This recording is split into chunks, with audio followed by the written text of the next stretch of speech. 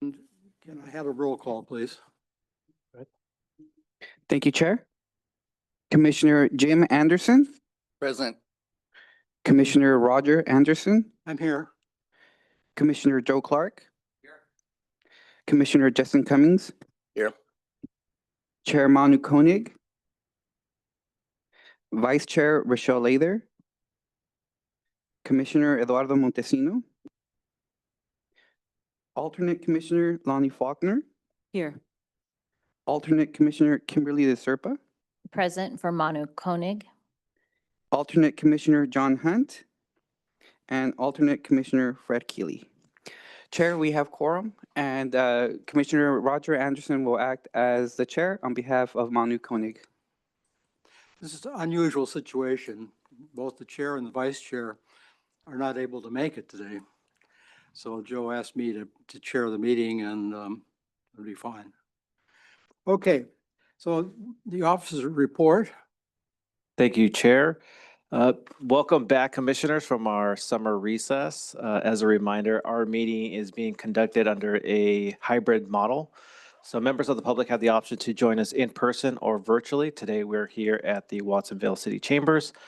For Commissioners, under this model, you'll be attending in person unless you're sick or out of office for any work-related activities. But in this case, we're all here today in person. For any members of the public that like to address the commission on the agenda items today, they'll have up to 3 minutes. We'll inform them when they have 1 minute left and when their time is up. For those joining us via Zoom, they can raise their hand by clicking on the reactions tab button, and then you can raise your hand there. For those joining us in person, we ask them to come to the podium up front. And for any of the members of the public that are joining us via conference call, if they press *9, that will raise their hand.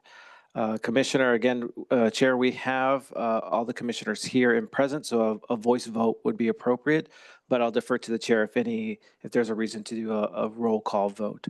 Chair, that concludes my summary of this hybrid model. I'd be happy to answer any questions.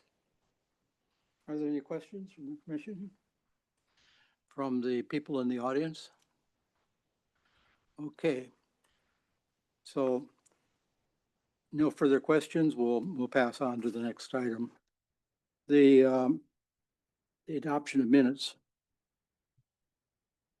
Staff is recommending that the commission adopt the draft minutes from our last meeting, which was in June. Now, do we have enough people to be a majority that were at the last meeting? I did not attend in person.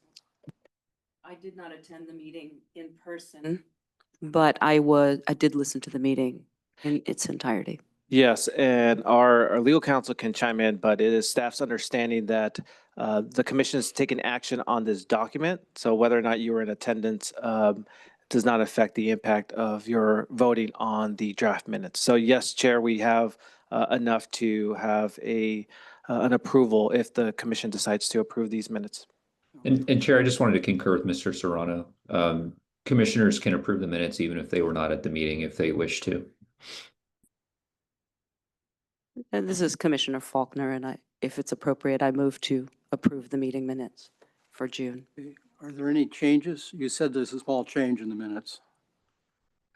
No changes to the minutes, Okay, I'm sorry. so fine. Any other questions, comments? Okay. I'll second that motion. All right. So the motion has been moved and seconded. And I'd like to, I think an oral vote is just fine. So all in favor? Aye. Aye. And I will abstain. I didn't really want to, in a ship in the middle of Africa, I didn't want to listen in on this meeting. Okay. Oral communications. Mr. Serrano, is there any, we have one in the group. So this item is for comments to the commission that's not on the agenda. So if anybody would like to provide comments that's not on today's agenda, you're more than happy to come up. Welcome. Good morning. I'm Bruce Holloway from Boulder Creek. I hope you all had a nice Labor Day holiday. I wound up at a special district board meeting by the evening of Labor Day. So I know those people were working really hard. I wanted to say a few things about special districts of yore. More than 10 years ago, there was a special district that was struggling, Lompico County Water District. And the most obvious thing to do was to merge with the adjoining water district, and I live in SLV Water District, so I was a little bit interested in how that went. And I talked to the LAFCO director at the time. It was the previous LAFCO director, Pat McCormick. So I was asking, you know, can LAFCO force Lompico and SLV to merge? And he told me a story about Brant's 40 Fire Protection District and Scotts Valley Fire District. And he pointed out that LAFCO, so this was more than 10 years ago. And as I recall, Mr. McCormick was telling me that for more than 10 years at that time, LAFCO had thought that Brant's 40 really belonged to be consolidated with Scotts Valley Fire Protection District. So he gave that as an example where LAFCO had an opinion, but LAFCO had not forced the issue. And so even at that time in 2014, 2013, or 2014,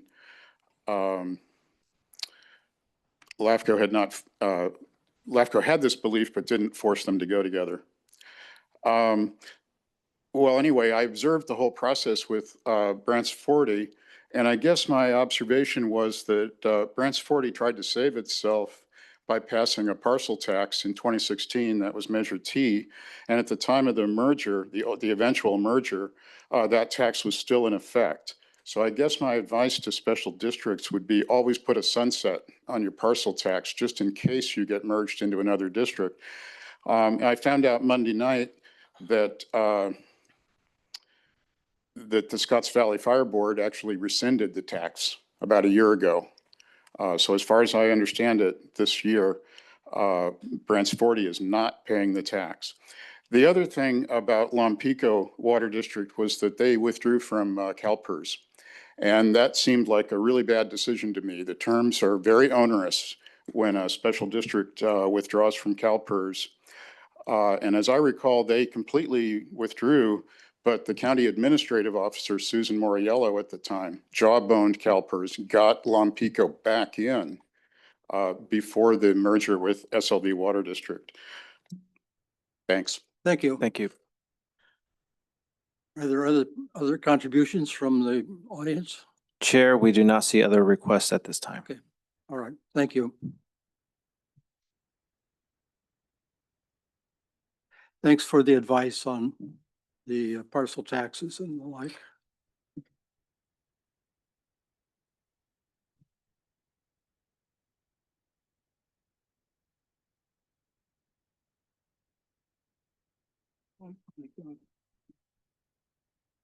All right. But now we're on agenda item number Okay, 5B. public hearings. Item 5 on our agenda. The first one is the service and sphere review for the Resource Conservation District. And I would like the staff presentation. Thank you, Chair. This is the third out of 5 scheduled service review for this year. This service review analyzes the only resource conservation district that we have in our county, which was formed in 1977 following the consolidation of 2 RCDs back again in the 70s. You have a copy of the entire analysis in your agenda packet. For today's presentation, I'm just going to give you the key findings of the report. The first is RCD provides services countywide. They also include 2 of the 4, it also includes 1 out of the 4 cities. Capitola is part of their jurisdictional boundary. What's interesting about RCDs, they're like a local help center. They connect residents with information, with funding, and its purpose is to really help restore or maintain habitats, reduce wildfire risks, and really help with maintaining healthy soil. So it's a really interesting district and the services they provide. And they do this through strategic partnerships. It's my understanding they have multiple partnerships at the local, state, and federal level, again, to provide this interesting type of services in our county. One of the key focuses that they work on is to have wildlife resilience. And they're really good at collecting grants. They recently got like a $7 million grant from CAL FIRE to really help with wildfire prevention. So that's a proactive role that they play in the county. I think it's an important role. And so staff really appreciates that type of leadership when it comes to this important topic about wildfires in our county. Speaking of grants, that's their primary source of revenue. Unlike other special districts that focus on charges for services or property taxes, RCD is funded by grants. And luckily, based on our analysis of the last 6 fiscal years, they've been ending their fiscal years in a surplus these last 4 consecutive years. So they have really been able to make sure that their revenues offset their expenses. So I really appreciate their due diligence in being financially stable.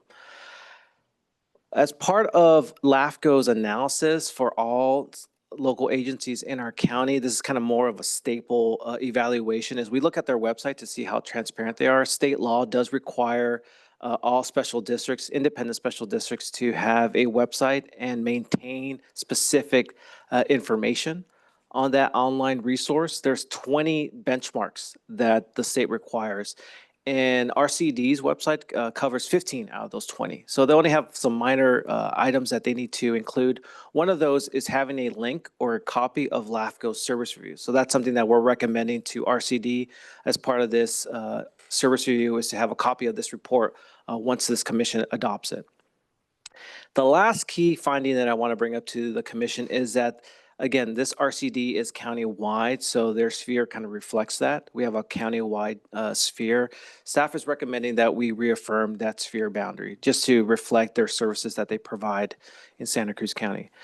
With that being said, staff is recommending that the commission find that this report fulfills the requirements under CKH, that you determine that this report is exempt from CEQA, and that you adopt the draft resolution approving this service review with the following conditions: that we reaffirm the sphere boundary. We request that the district provide us, meaning LAFCO, an update on their website no later than August of next year. That's plenty of time for them to update their website. And also direct staff to distribute the adopted report to RCD and any other interested agencies. With that, that concludes my presentation. I'd be happy to answer any questions. Are there questions from the commission? Mr. Anderson? I was just wondering if they were the recipient of any Measure Q funds. Luckily, we have the general manager of RCD in the audience. My understanding is they do receive a portion of it, but again, I'll defer to the general manager just to confirm. Thank you. Hi, I'm Lisa Lurie. I'm the Executive Director with the Resource Conservation District. Yes, the RCD will be receiving about 10% of the revenues from Measure Q. It's split into various pots to the county, to municipalities, to a competitive grant program, and then there's a pot of funding that is split equally between the RCD and a local land stewardship partner who's been identified as the Land Trust of Santa Cruz County. Are there other questions, comments from? Yes. Yes, I do want to thank the Resource District for the amazing work that you've been doing, especially around the 60 strategic partnerships. I think that's really critical, especially in the current environment where that's essential to really get work done. Also, the grants that you've been applying for, and CAL FIRE, the recent CAL FIRE grant. Congratulations on that. One of my questions is, given that grants can also often be very, they're not solid for an extended period of time. And I did see that there was some positive perspectives around, you feel that you'll be able to get more grants in the future. But I just want to get a sense of the environment right now that you're facing and how you feel things will look into the future. Yeah. Great. Thank you very much for the question. So certainly a reliance on competitive grants can create kind of an ebb and flow of funding cycles and also kind of changes in priorities from the different funding entities.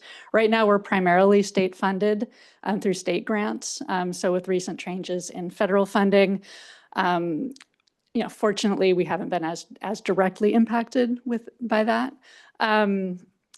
So for us, diversifying funding has been a huge priority and securing stable, sustained funding.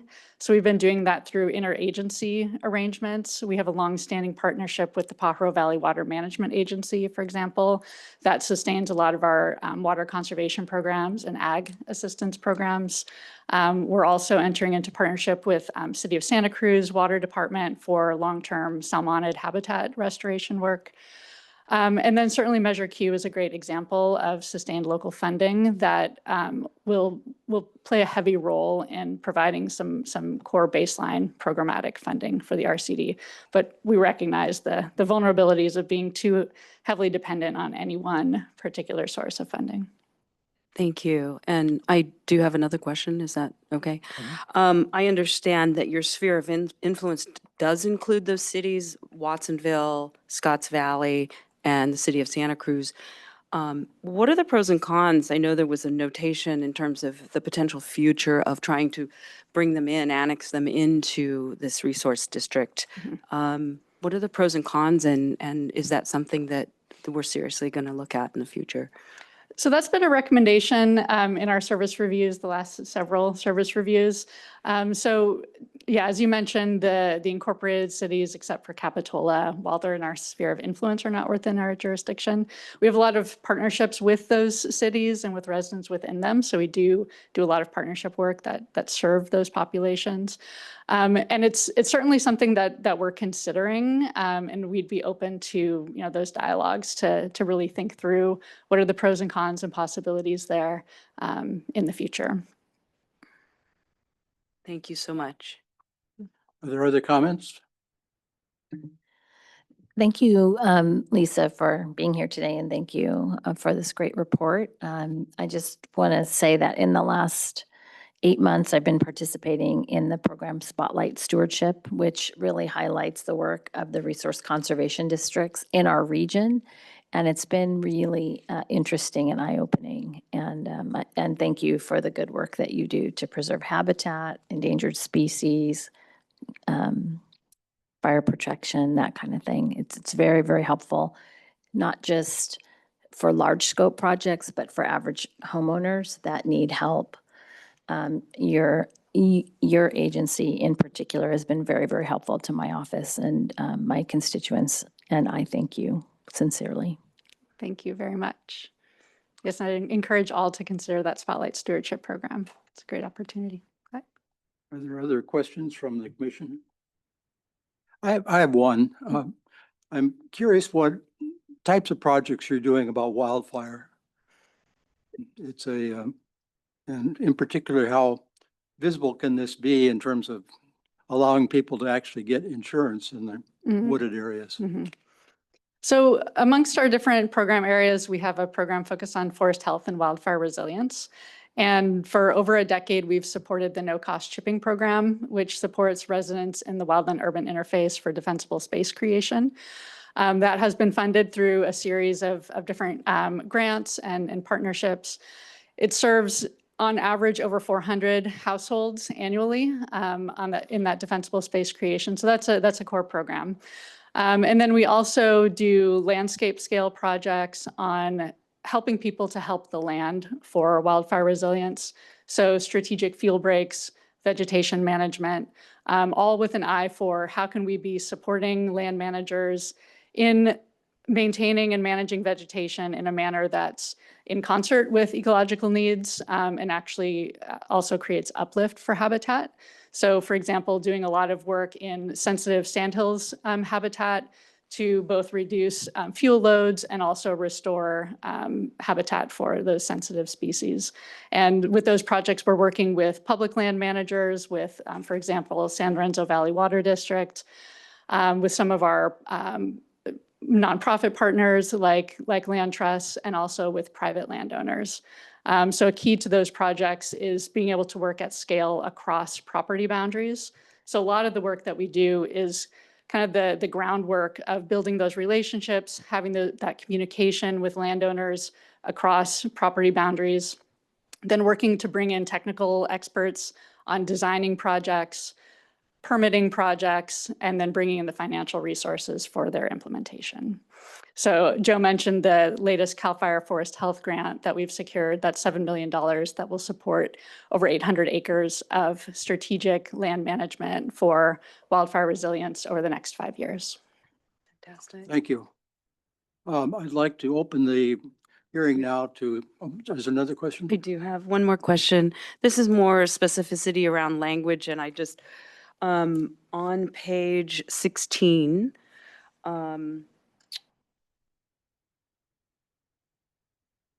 this is in regards to the CEQA language, and I just want clarification. So it doesn't need to go through CEQA review because there's no demonstrable, I want to look at the language, I'm sorry.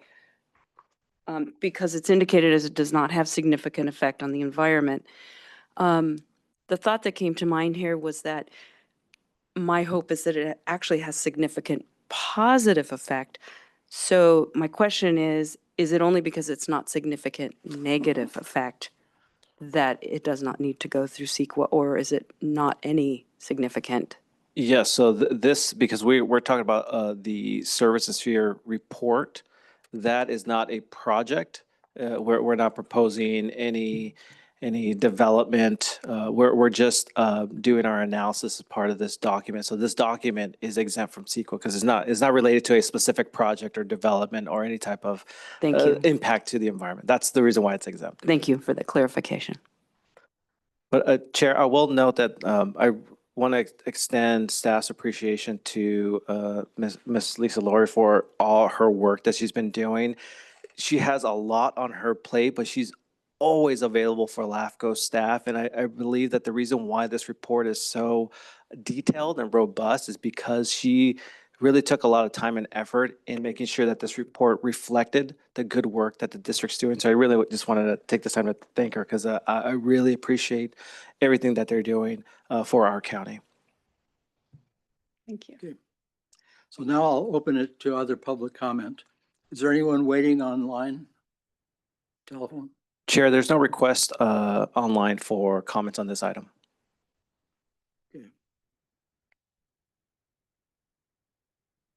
Good morning, Becky Steinbrunner. I live in rural Aptos Hills, and my community has many times for quite a number of years benefited by the RCD's free spring chipping program, and it inspires people to do work they would not otherwise do to reduce fire risk around their homes. It is an excellent program, and I cannot say enough good about it.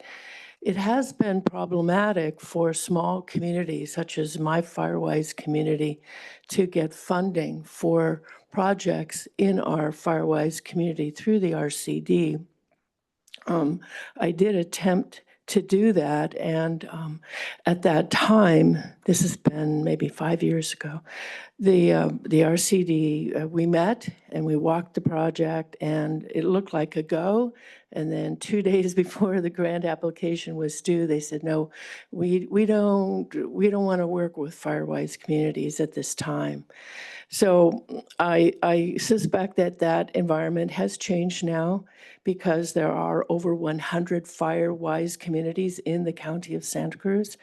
But what I would like to request as a Firewise leader and a member of the public, that the RCD's website make clear the criteria for Firewise communities or private property owners to request grant application consideration. Again, the RCD does incredibly good work throughout the county, but sometimes it feels to the little people the Firewise groups, that perhaps the grant money is preferentially skewed toward large projects with large entities.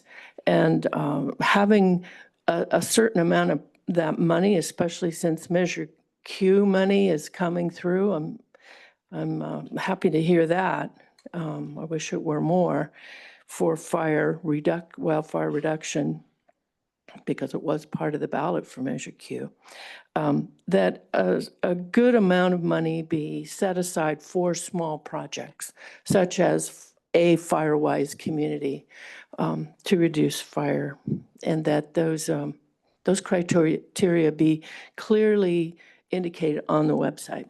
Thank you very much. Oh, and I appreciate the work the RCD has done on the Santa Cruz County Fire Safe Council. I was on that board for a couple of years, and their voice was always very good, and their leadership was excellent. Thank you. Thank you. Are there other comments? No other requests at this time.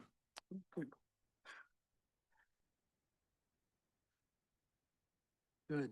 I'd like to close the public comment period on this item, bring it back to the commission for action.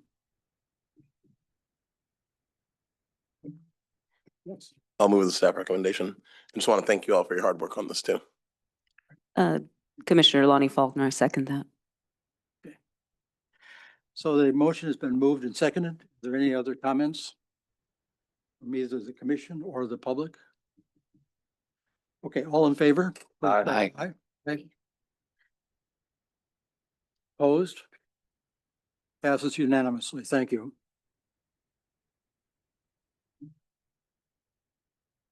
Okay, Felton Fire Department.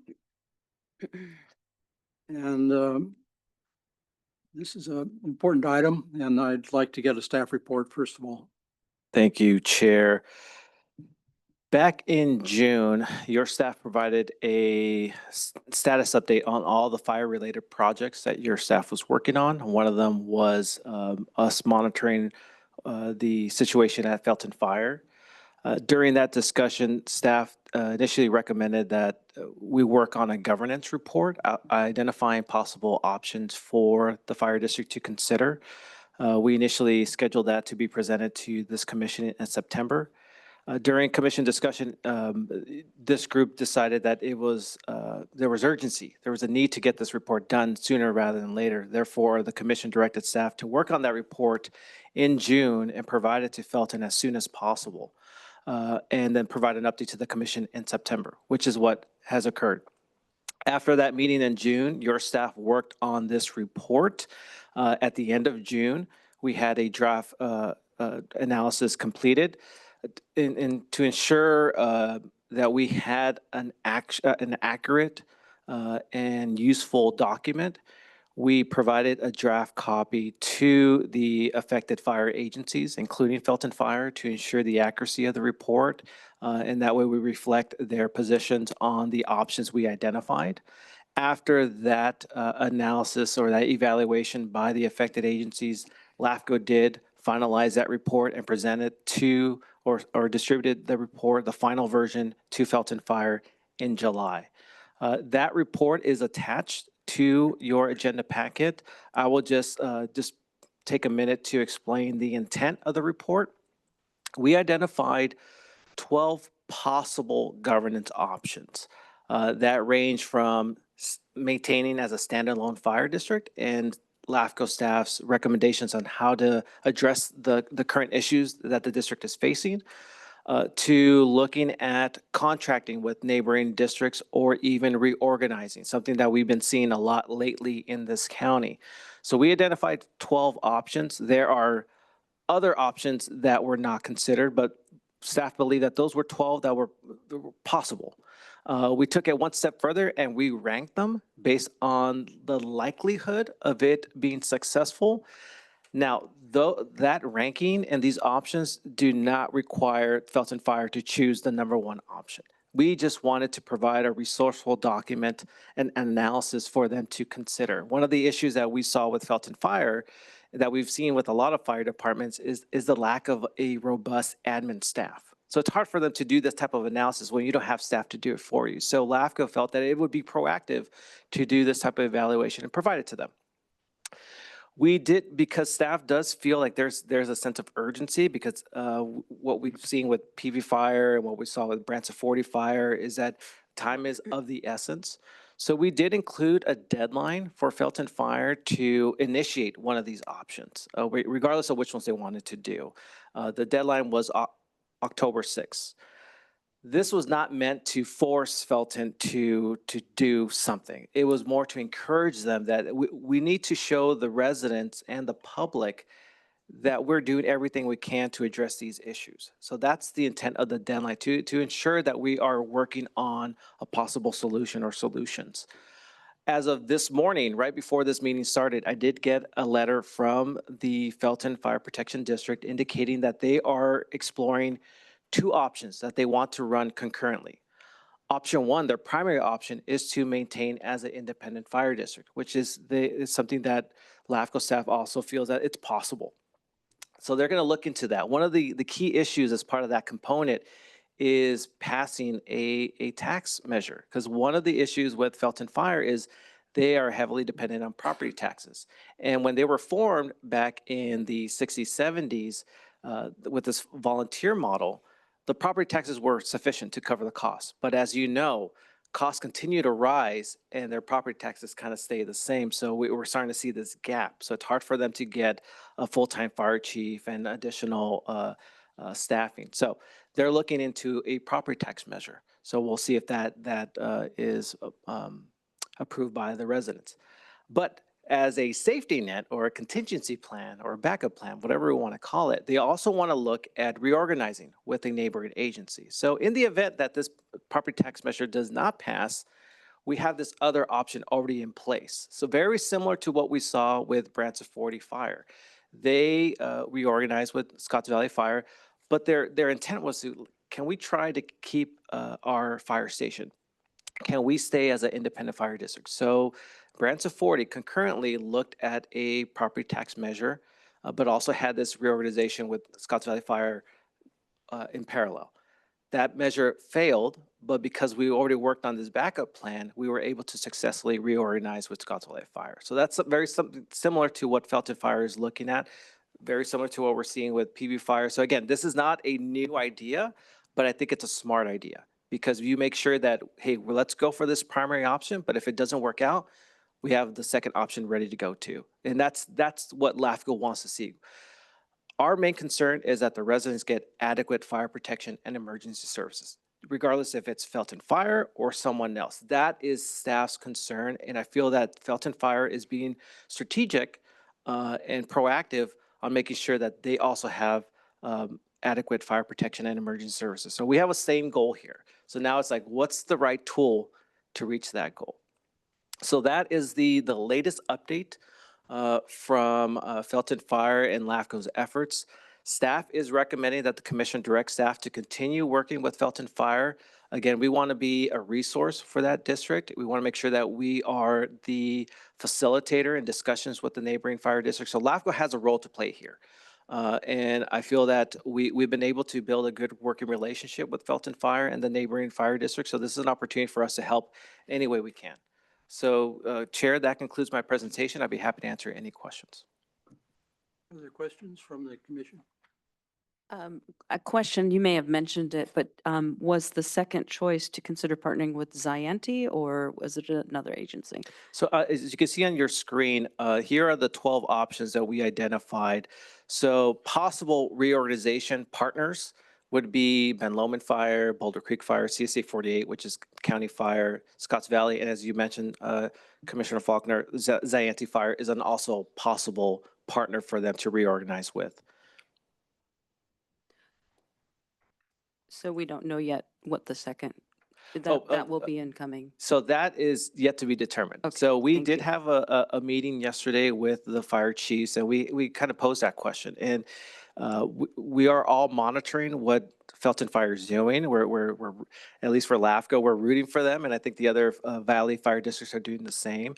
But I think we still need more time to determine who's the perfect partner for them. But it could be Zianti or it could be any other Valley Fire District. That's yet to be determined. Thank you. Yeah, and I read the pros and cons of the various iterations there. On page 87, with regards to the audited and unaudited revenue and expenditure overview, I noticed that 3 out of the last 6 are in the black, and the 2 most recent are unaudited. Are those going through a process of being audited currently? Yes, it's my understanding, and this is a practice that other special districts do. They conduct audits every other year. So it's my understanding they'll continue working on their audits. I don't know what their next schedule is, but yes, I anticipate a future audit coming in the near future. Thank you. Other questions? Okay, I'd like to turn now to the public and to get comments either specific or general about this item.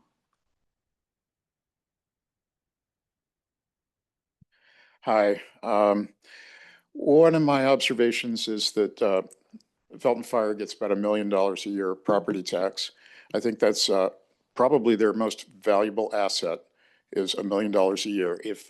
If the county investment pool is currently paying about 4%, so to get $1 million a year, a district would have to have $25 million in the county investment pool to get $1 million a year. So I think that revenue stream might be more valuable than the firehouse and all the vehicles that Felton Fire currently owns. One of the things that I thought was missing from the report, Measure Q was passed last year. It's a special tax, and as I recall, it got 57%. It did not need a 2/3 vote, and it didn't get a 2/3 vote either. So the possibility of doing a special tax by initiative is currently the state law. And I don't think that was in the report, but I think it might make it a lot easier to pass a parcel tax if they did it by initiative, because there's only a 50% threshold. I went over to the meeting on Monday night. I looked at the packet before I went to the meeting. There was an item about the parcel tax. And all it said in the packet was, we'll have information on September 1st. That was the date of the meeting. So I couldn't read anything in the packet until I got to the meeting, and I had about 2 minutes to look at it before the meeting. This seems like a terrible governance practice. They were ready to vote on it, and it could have been a 3-to-1 vote at the meeting. I guess they put it off until Saturday. So maybe on Saturday, they're going to vote for a parcel tax in December. I'm a little bit concerned that haste makes waste. And with all the pressure, they've got a volunteer fire chief right now. So just running the district is a big challenge.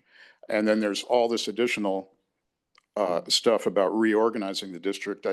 I'm just afraid that they may be forced into hasty decisions. For example, the dry period.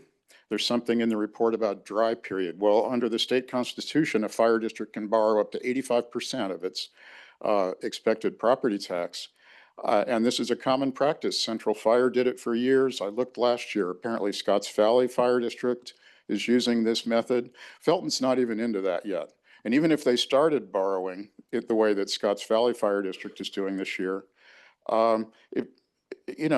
they could go for a few years that way. So I'm just concerned that this whole process is being rushed.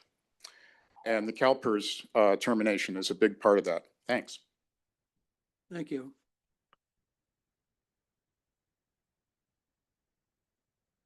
Good morning, Becky Steinbruner.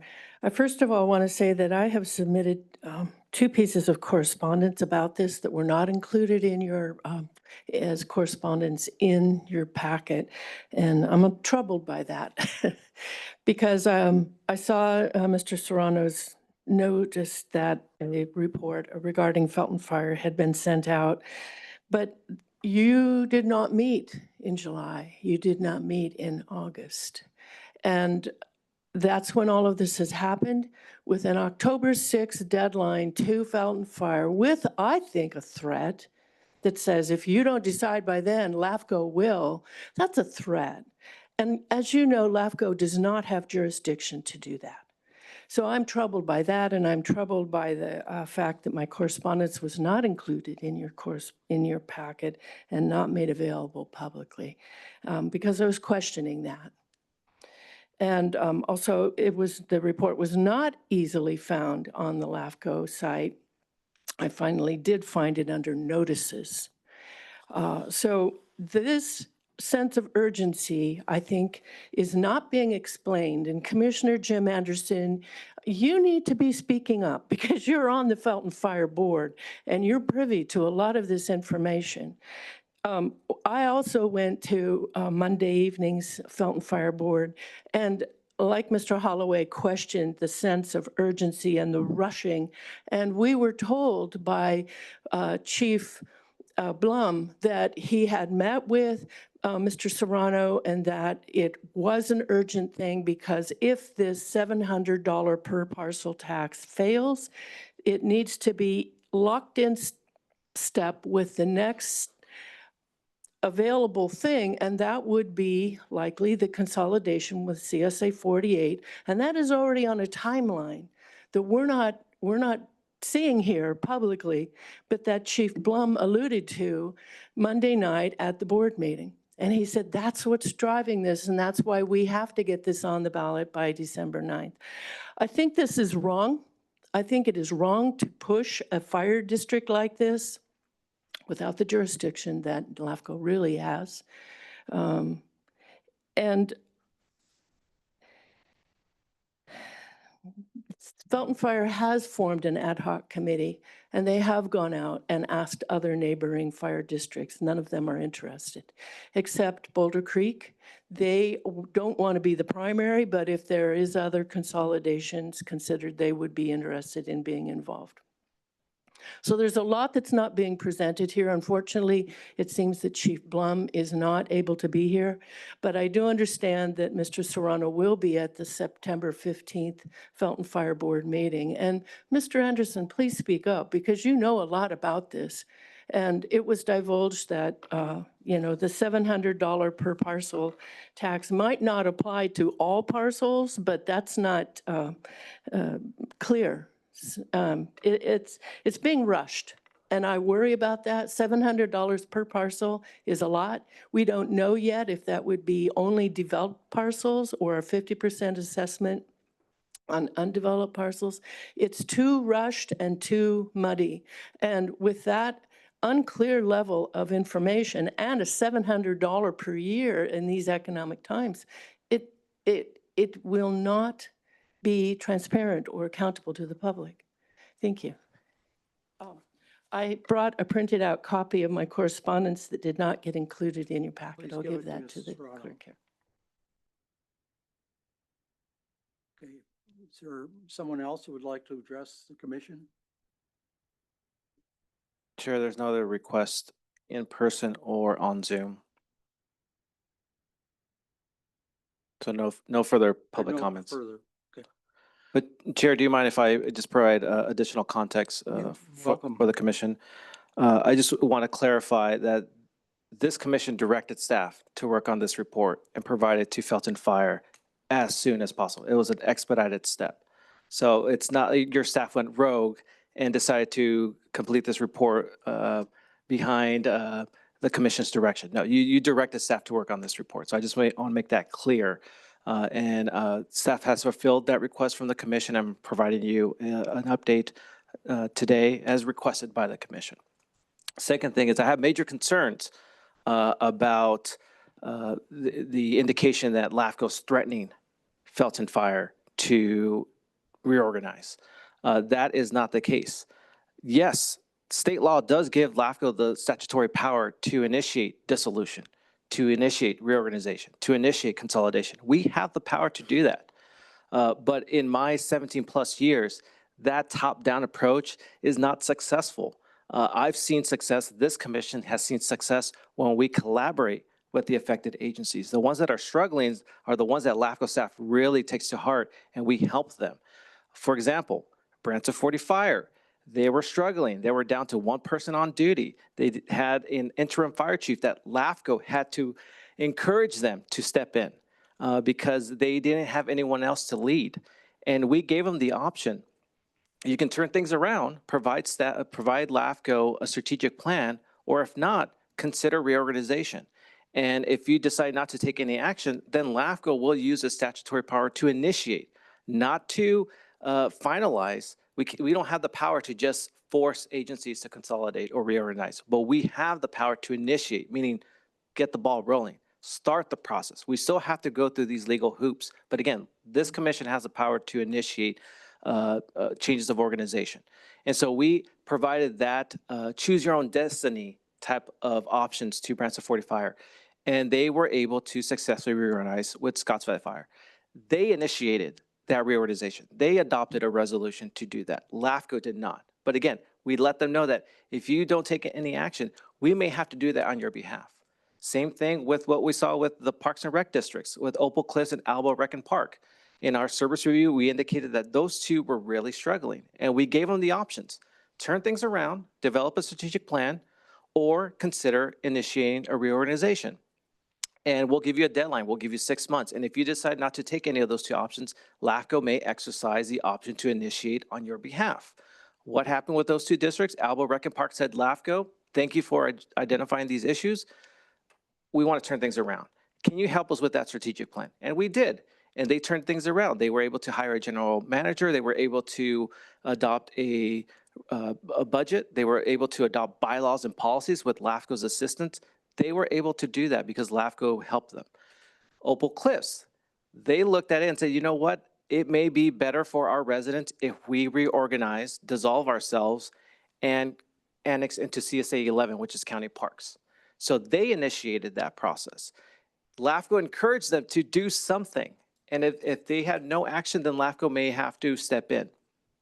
This is what is the same practice that we are providing with Felton Fire. We're giving them options. We're allowing them to choose their own destiny.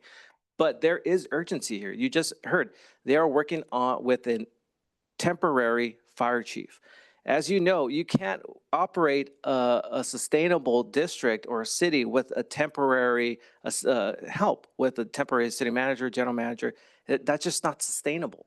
On top of that, you have they're working on getting volunteers, they're working on getting admin staff, but the issue is sustainability. So that's why there's a sense of urgency, and that's why LAFCO had that deadline. But again, we're not here at threatening them. We're here to put a spotlight that there are areas of concerns, but there are possible solutions. LAFCO is here to help. So that's what we're doing. We are helping. We are not threatening. So I take major concerns when I hear members of the public saying that this is a threat. No, we are not sugarcoating the situation. We are saying that there is a problem and we need to fix it. And I'm not here to say, that's your problem. You deal with it. No, I'm saying there's areas of improvement and we're here to help you. So I want to make that sure that's clear to the commission and to the public that LAFCO is here trying to help Felton so that they don't go under. And then if that happens, then we have to come in and clean up the mess. And then the residents are trying to throw up in their ears and say, what's happening? Why is our fire station shut down? We're trying to prevent all of that. And how do we do that? By addressing it now rather than later down the road. So with that, I'll stop my little soapbox rant. Thank you, Mr. Serrano. I'd like to bring it back to the commission and question or comment. Yes, thank you, Executive Director Serrano and staff for the amazing work you did in a very short period of time. I just want to remind the public that between May and June, Felton lost a fire chief. And in June, some really hard decisions had to be made. And then there was summer break in July. So thank you for working so hard to get this report and the work done and the collaboration that's required across all of these agencies in short order. And I think it is important to reflect to the public that we risked a severe reduction in service and risk the safety of our public if we don't act quickly in these kinds of situations. So thank you for doing that. Other comments? My only question, or maybe comment, I'm not sure, is how was the deadline approached? I mean, I suspect it was a mutual decision to have that deadline of October 6th or whatever it is. And in clear, if you want to put a ballot measure to raise some funds, you've got to do it pretty quickly. And so I'm just curious, am I correct in that assumption? Yeah, so as I mentioned earlier, we provided a administrative copy to the affected agencies, including Felton Fire, and that have language with that deadline of October 6th. We initially we had it in September, but based on our discussions with the fire agencies and with Felton Fire, we determined that that's a quick turnaround for Felton Fire to make a decision. So we extended it to October. And again, this is just to acknowledge which options they were looking to explore. That's the intent of the deadline. As I mentioned earlier, Felton Fire submitted a letter to LAFCO this morning saying that they are planning to explore two options: maintaining as a standalone agency and concurrently looking at possible reorganization or consolidation with the neighboring fire district. That meets that deadline. They have decided that they're going to explore those two options. So that has already been fulfilled. And now at this point, LAFCO staff is, if the commission directs us to continue working with Felton Fire, is helping them succeed with either one of those options. If they can stay as an independent fire district, great. If they can't, we'll help them with Plan B. LAFCO wants our special districts to succeed. We just have an interesting way of showing it, but we still want them to succeed. So I don't want to see Felton Fire go under. But I also want to be realistic and see if option one doesn't pass, let's make sure that we have a plan B in place. And I think that's something that the residents should be aware of, that we are looking out for their safety. We're not just focusing on one option and hoping for the best. No, we are making sure that we are being proactive and we have options in play if the first option is not successful. So again, that deadline was vetted with Felton Fire, and again, with this letter that was submitted today, we can say that deadline has been met. Okay. I'd like you to wait until after there's a motion. Okay, thank you. Any other comments? All right. So Felton Fire is not in my district, but a similar situation is happening in the Pajaro Valley with PB Fire, and I've been briefed a couple of times, been out at the station and done a ride along. Thank you very much for the information. I really like the fact that PB Fire has a plan to put an assessment in front of their constituents, in front of the people, to see if that could be supported. And if it's not supported, there's a parallel plan. Mhm. I think what you're talking about makes perfect sense, and I'd like to move your direction to accept this report. I don't know what else to say in terms of the motion. Should I say anything else? Yeah, so staff's recommendation is to receive and file this report and Right. direct staff to continue working with Felton Fire and providing any assistance that we can. Right, so that's what I'd like to do, is motion to receive and file the report and to continue to work with staff. And good luck to Felton Fire if you go out for your assessment. And if not, I think we look forward to hearing what the next steps are. And just to kind of dovetail with what you said, Commissioner DeSerpa, is, and we heard it from members of the public, Felton Fire did consider adopting a resolution to start the process of that tax measure. No action was taken at their last meeting, which was this past Monday. It's my understanding that they're going to hold a meeting later this week on the 6th to discuss this matter in more detail and then bring it back to the board for possible consideration at their next meeting on the 15th. On September 15th, your staff will be presenting the Felton Governance Options Report. And I'm just going to briefly summarize the report, but the intent is to answer any questions that the board may have, as well as members of the public. There are some misconceptions of the report and LAFCO's role. And so I'm going to take this opportunity to address those questions. And I'm looking forward to having that discussion on the 15th. So your staff will be there on the 15th. Other questions, comments from the commission? I'll second the motion. And I just want to thank you all for your hard work. I mean, these are a lot of jurisdictions, whether they're special districts or cities or counties, are facing really challenging times, and the willingness for you all to be able to work with a Felton Fire District to help them identify some options, I'm sure alleviate a lot of pressure that they were having to decide what they're going to do next. So just want to express my appreciation for all your hard work and willingness to continue to work with our special districts. Thank you. Okay, we still don't have a motion.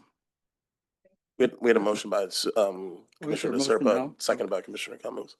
Okay, And I'll defer to the chair if you want to reopen the public comments. I can do that for, I'd like to give them just before our action anyway. Thank you very much, Becky Steinbruner. Because I have been attending the board meetings, I'm disappointed that Commissioner Jim Anderson is not speaking up here.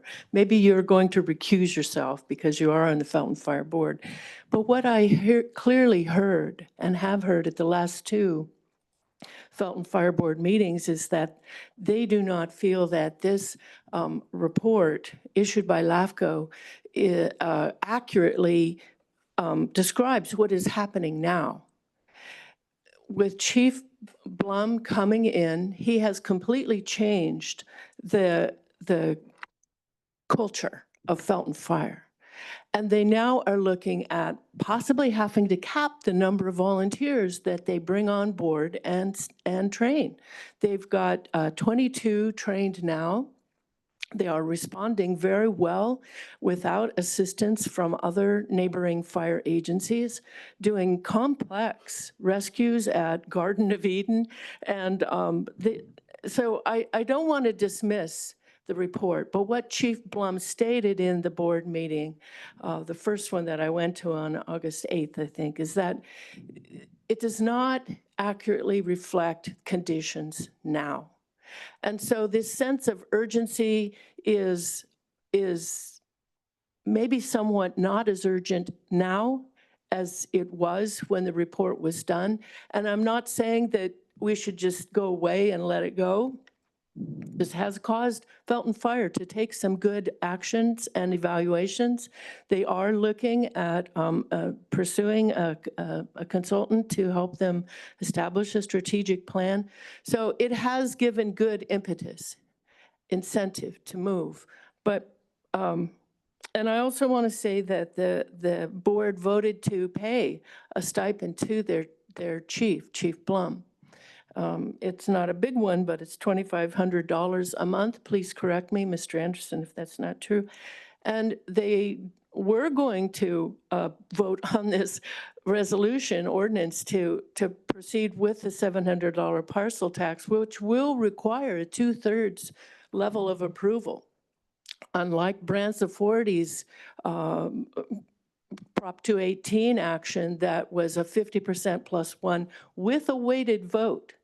So this is going to be a higher bar, but they did not vote on that because it was pointed out, as Mr. Holloway said, it would be in violation of the Brown Act. So they're paying attention. And I just want to give you that new information because I have been attending the Felton Fire Board meetings. Thank you. Thank you.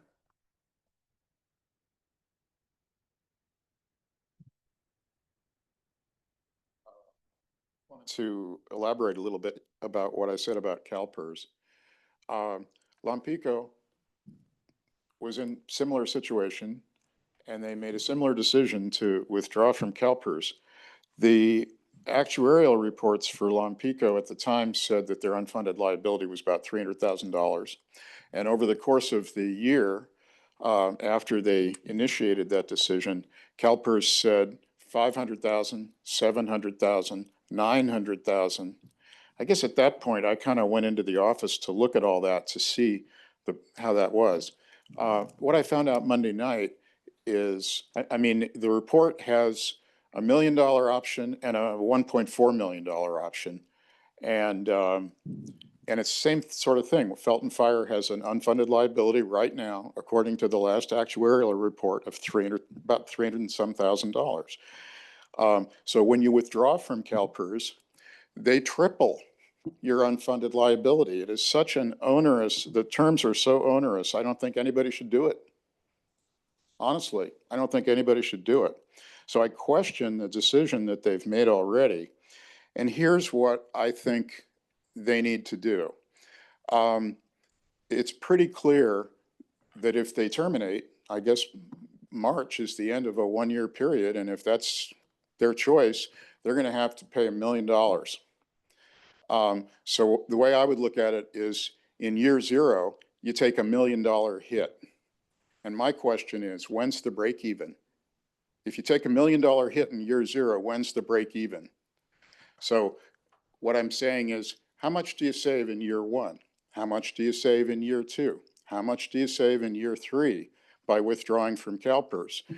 And I don't think anybody has done that analysis. Maybe LAFCO could do a spreadsheet and do that analysis. But if they are going to save $10,000 a year, it's going to take 100 years to break even.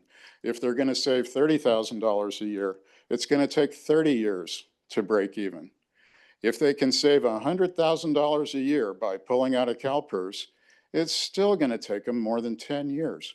And I guess I started saying that report has these two options, 1 million and 1.4, but I heard Monday night the $1 million option was actually $1.2 million now.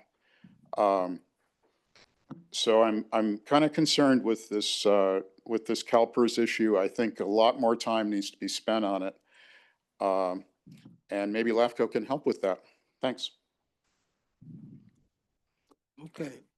Chair, there is one more, and I'll defer to have a commission discussion. There's one more request online from the public to address this item.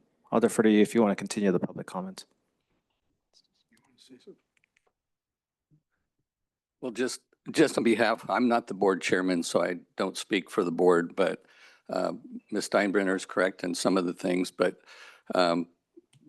every meeting we have, we hear a different opinion about what is going on. And so there's a lot of Mr. Holloway's comments about the PERS buyout, but the PERS buyout, to my knowledge, is not going to ever go away. So they collect 6.8% interest. Once upon a time, a few years ago, LAFCO, when it was just, I think, 7.5%, we reached out to different entities to see if they would take on and pay that and let us pay it back at a lesser rate. We had one such entity offer to do that at a lower rate, but they wanted it paid off in 3 years. So we really didn't gain anything because we would have had to deplete our budget to do that. Besides the monetary stuff, some of the other agencies have been reluctant to get involved with us because they're not a PERS agency and we are, and they don't want to be moved in, I was going to say sucked into the PERS issues. And it reduces the availability of who we can recruit. We have volunteers that work for a PERS agency that volunteer for us. We have to contribute part of that to the their agency. So there's a lot of, I wouldn't say they're hidden, they're actually costs, but the general public doesn't understand it. There's an opportunity to get a retired fire chief that has 10, 20 years of experience come to work for us, as was one of our chiefs going to be, but he was an annuitant from another paid city department, and he worked for another agency for 2 years with no harm, no foul. But if he came to work for, they were a non-PERS agency, if they come to work for us, he would have lost all his medical benefits and retirement benefits from that entity.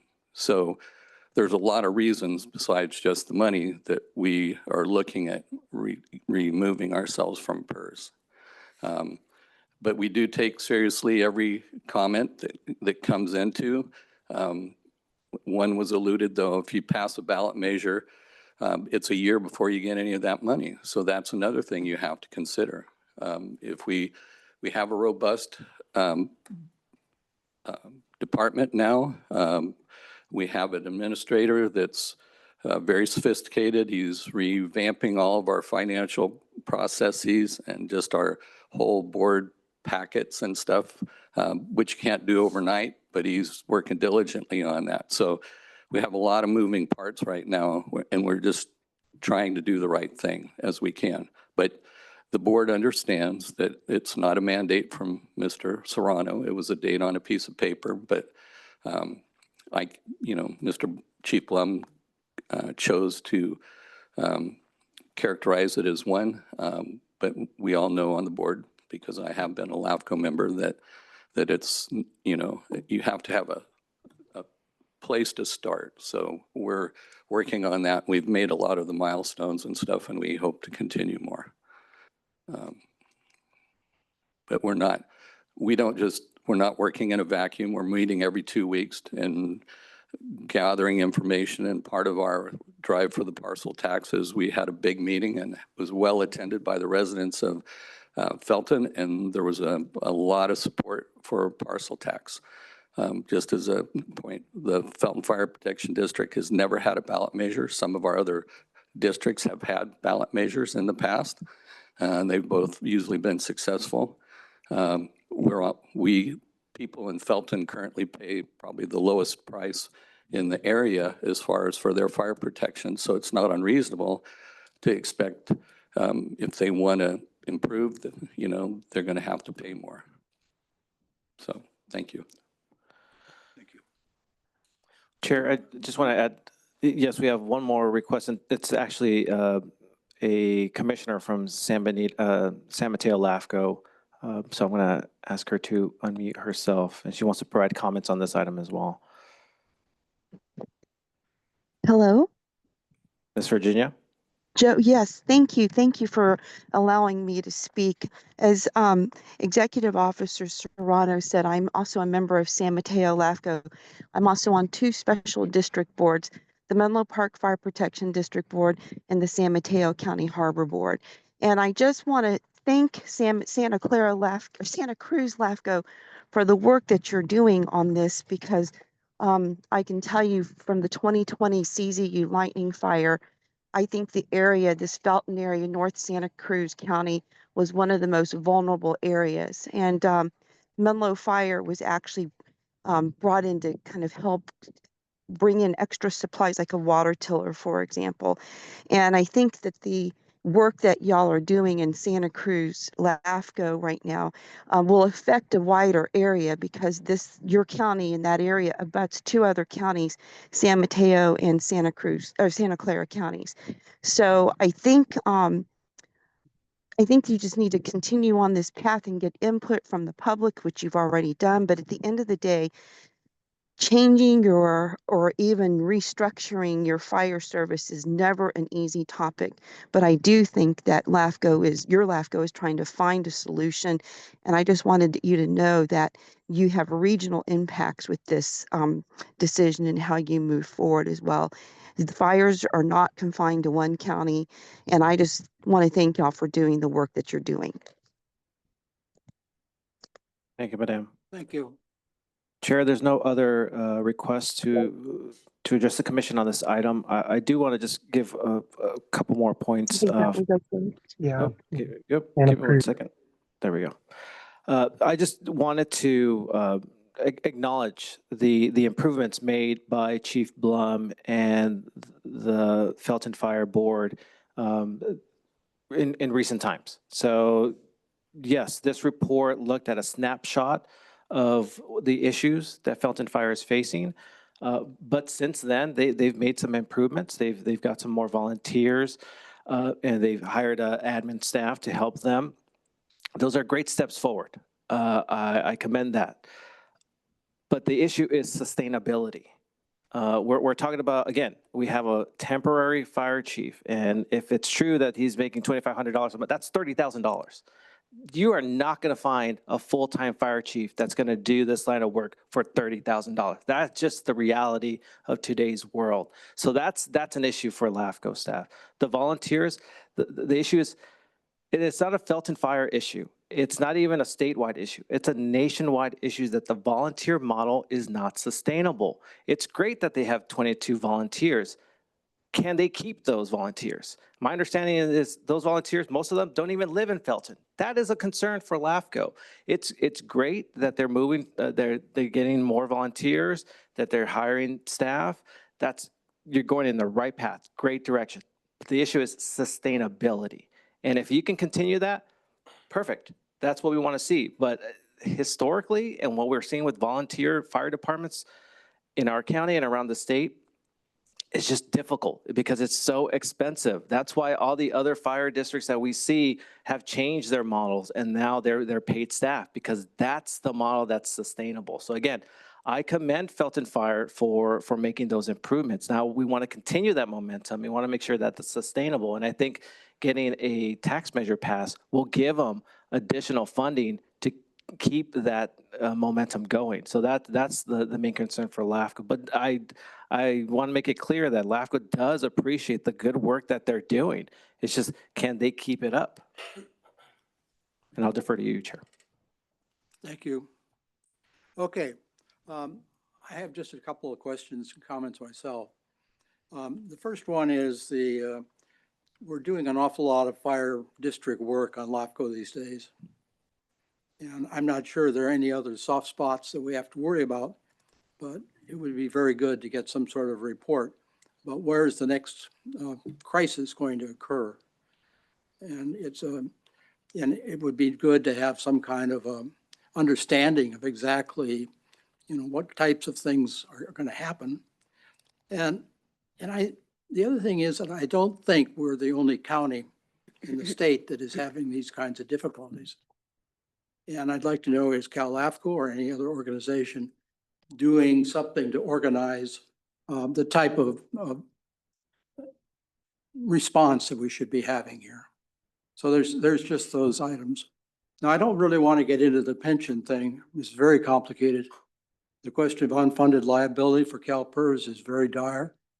And this is what's really driving the very large increases in the cost of being able to get out of the system.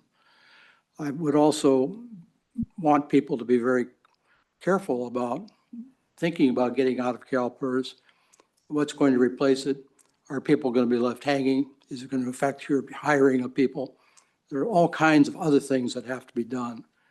So I guess my attitude about this item is it's important to keep moving on it, and hopefully some reasonable solution will actually be accomplished. So all in favor?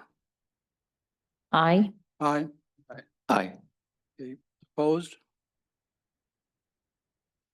Passes unanimously. Thank you. It's a difficult issue, and I'm glad we had this chance to be able to talk about it.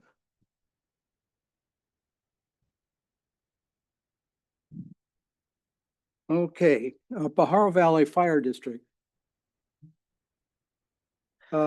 Staff presentation, please. Thank you, Chair.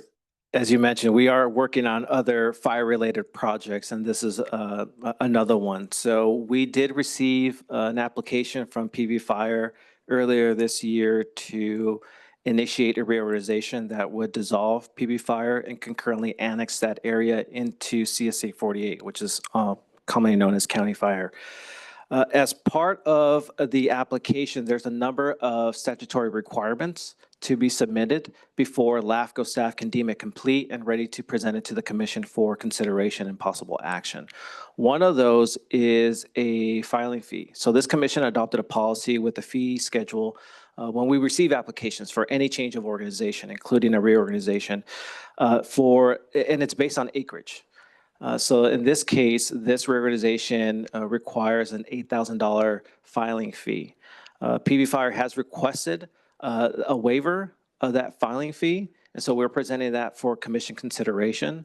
I will note that this commission did waive the filing fee of around $8,000 for Branson 40 when we did that reorganization.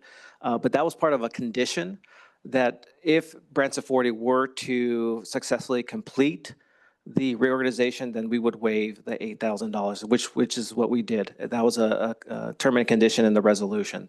That was the last waiver that this commission approved. This one is being requested before we get to that point. So staff is giving you options for consideration. One is that you consider waiving the full $8,000. Another consideration is to reduce the filing fee, for example, half, so $4,000. Or your third possible option would be to deny this fee waiver request. One thing that, as I'm speaking, another alternative approach is perhaps this commission could consider waiving the $8,000 if, as a condition, if the reorganization is successful and is recorded. Very, very similar to what we did with Branson 40. So that's another option for this commission to consider. But I wanted to bring it to your attention and see if the commission wanted to take possible action on this request. Chair, that concludes my presentation. I'd be happy to answer any questions. Thank you. And I will acknowledge that we do have representatives from PV Fire in the audience, including Chief Urbani, who is the fire chief for PV Fire. Okay, comments from the commission? Commissioner Faulkner, I have a question because I see that Powder Valley Fire may try to take a vote from their region to reinvigorate their own fire station. So, and I don't understand the order of things, but would they not first do that and then consider this cost afterwards? So good question. So yes, it is staff's understanding that PV Fire is also looking at passing a benefit assessment concurrently to this project. So if this assessment or this parcel tax were to be approved by the residents, then they will have enough funding to revert back to a 3.0 staffing model, and there will be no need for this reorganization. But if it does not pass, then we will continue with this reorganization application. So that they're working on these two items in parallel. So that's something that's, again, ongoing as well as this application. But right now, this reorganization application is still in the kind of the preliminary stage. We did complete the review of the application. We've coordinated with affected agencies. We're coordinating with the county departments to schedule a property tax exchange agreement for the Board of Supervisors to consider. So staff has done work on this, but we're at the point where now we want to see what happens with this ballot measure. If it gets approved, we're also scheduling to host a community workshop to articulate the reasons why we're even having this conversation, why this ballot measure is going to be considered, and this backup plan, this reorganization. So we're working with PV Fire closely on these two items.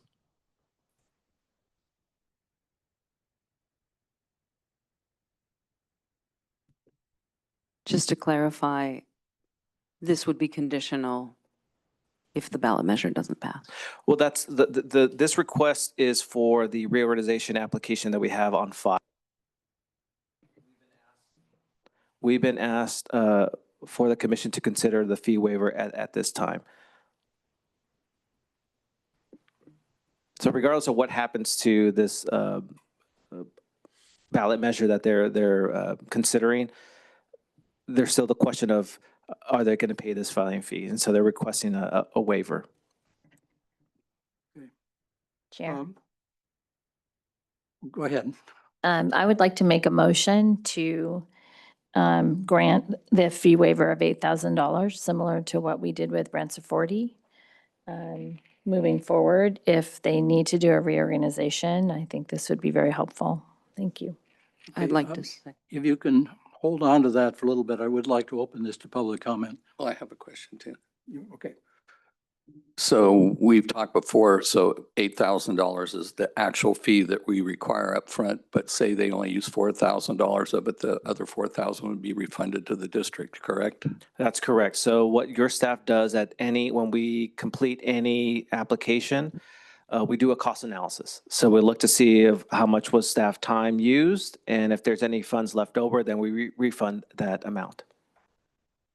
And I believe the last time I checked with you for a similar district, we've calculated that the actual funds, depending on challenges and stuff, would maybe be $4,000. That would be staff's rough estimate of Yeah. 4,000 would be sufficient to cover staff's time. Great, thank you. All right, I'd like to open this for public comment.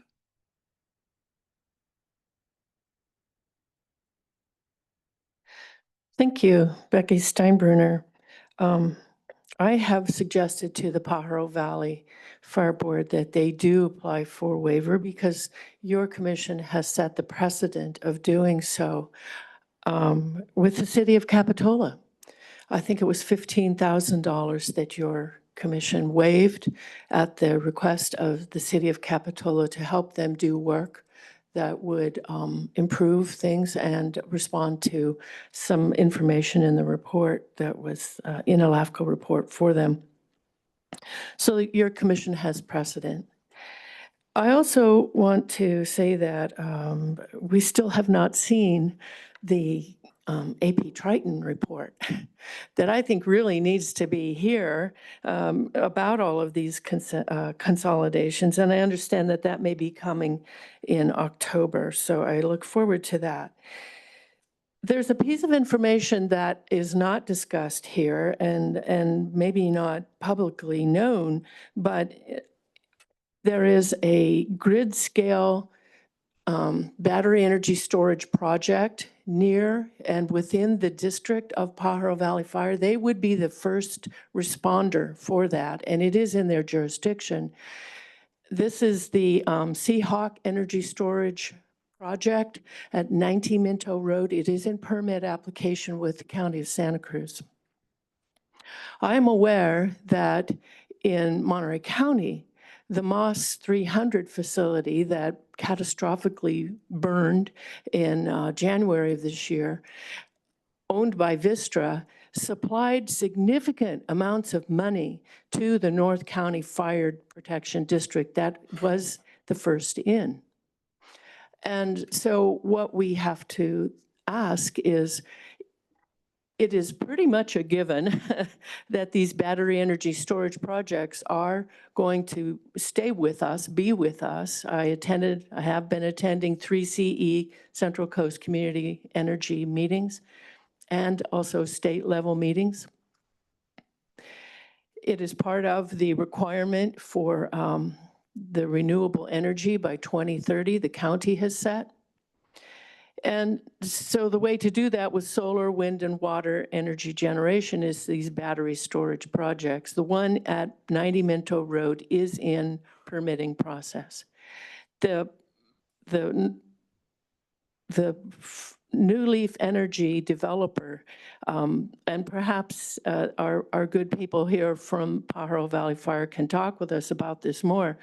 They could be required to fund the district in order to keep it operational, in order to have proper equipment, in order to have proper training for staff and to respond. Thank you. Chair, we do not have any other requests at this time. I do want to clarify something that, just for clarification, the commission did not approve a waiver for the city of Capitola. What Ms. Steinberg is referring to is, I believe it was last year, this commission approved or adopted a service and sewer review for the city of Capitola. As part of that report, we encouraged the city to conduct a sphere analysis. They decided to hire an outside consultant to look at their sphere and determine whether or not it reflects their future. That cost for that type of analysis was $30,000 to $50,000. So they came in earlier this year requesting that the commission pitch in some fundings. After deliberation, the commission did approve to provide $15,000 to Capitola to help fund that report. Again, that was tied to the service review. This PB Fire reorganization was not initiated by LAFCO. This is something that the district decided to do, so we're not setting a precedent of approving or waiving fee waivers. That being said, this commission has historically been mindful of requests. And that the reason why we meaning the commission, approved that fee waiver for Branson 40 is because they were struggling. They were bleeding money as they were trying to figure things out. And so that was one thing that it was the right thing to do. It was good government to do that fee waiver. And that's why this is being considered by this commission for this fee waiver request. But I just wanted to clarify that the Capitola was not a fee waiver request. It was to help contribute towards their sphere analysis. And I will note, since we're talking about the Capitola sphere report, that is being wrapped up right now, and we're hoping to present that report later this year for commission consideration. So I just wanted to clarify that, Chair. No other requests at this. Oh, we do. We have Board President from PB Fire, Mr. Dan Martone. Thank you. I'm the board chair. And yes, we are requesting to waive the fee. We've been proactive when we see that we had to drop staffing to 2 people on the engine. And we're putting out quite a bit of our financial resources to do the concurrent, looking at doing another 218. And also reorganizing with CSA 48. And they both have to happen at the same time because we can't sustain what we have past another year, I would say. So I'm requesting that you really consider waiving this fee. Any bit helps us keep another person on the engine. Thank you. Any other comments, the public? Okay, I'll close the public comment, and it's back now to a motion time, I hope. So we did get a motion from. Yeah, so I moved already to accept the fee waiver as presented by staff. This is Commissioner Faulkner. I'll second that.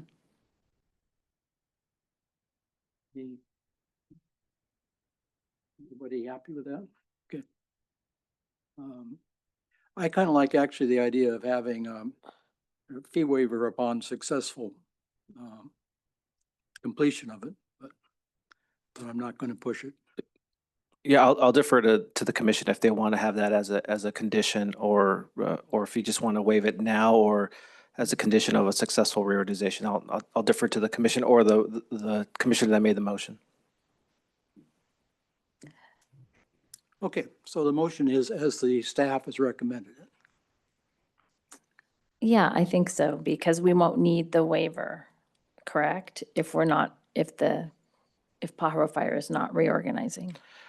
Yes, so if that is correct. So it's, yeah, okay. Well, then my motion will stand. Okay. And just to clarify, these 2 things are going in parallel, so some amount of money may be needed to initiate. It may not reach 4,000 or 8,000, but depending on what happens. Correct, but what I'm hearing from the commission is we're waiving the full $8,000, so no funds is going to be collected. And so the staff time that has been already exhausted, we'll eat the cost. Okay, that's fair. All right, all in favor? Aye. Opposed? Passes unanimously. Thank you. LAFCO update. Staff presentation on that, Mrs. Serrano? Thank you, Chair. And I want to be mindful of time. So these next agenda items, so we're going to be, we're entering the lightning round. So I'm going to make these quick presentations. So this year, the LAFCO statewide organization is going to host their annual conference in San Diego in October.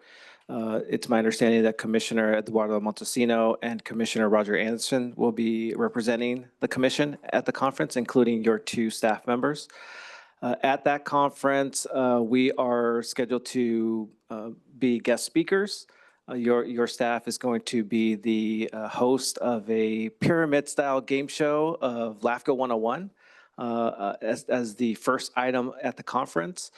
But all joking aside, the other important items that's going to be considered at the conference is the election of representatives on the LAFCO Board of Directors. As you know, LAFCO and the state is divided into 4 regions. We are part of the coastal region. There's 2 seats open on the LAFCO board for the coastal region. It's the public and city seat. We are recommending that this commission support Roger Anderson to represent the coastal region on the LAFCO board. So that's an action item for the commission to consider. Also, for the commission's consideration is 2 award nominations that your staff has identified. One is for Jose Henriquez as the CalAFCO Volunteer Award. As you may know, CalAFCO is in a transition period. They recently moved on from their previous executive director, and Jose from Sacramento LAFCO executive officer. He stepped in as the interim executive director for CalAFCO. I have no idea where we would be if he did not take that proactive role and step in. So I think he should be acknowledged for his hard work in keeping the ship afloat. The other award nomination is for your staff, Francisco Estrada, for the CalAFCO Outstanding Professional Award. This commission approved a shared service agreement with Monterey LAFCO earlier this year. So Monterey is down a commission clerk.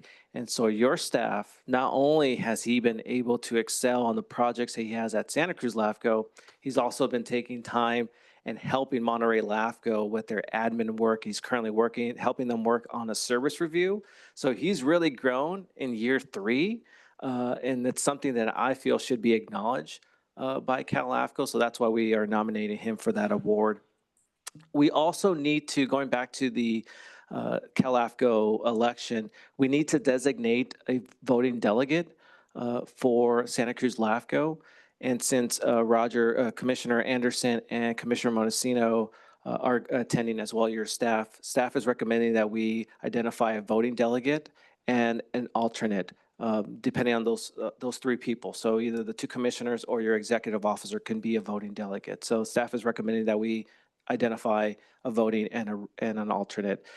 There's other stuff that CalAFCO is working on. Your staff, we rejuvenated the CalAFCO U webinar. So your staff has conducted 2 online workshops. One was on best practices. The other one was on the Brown Act. Commissioner Jim Anderson was part of the Brown Act. So if you want to chime in on how that went, but your staff has really been proactive in helping to add value to this organization.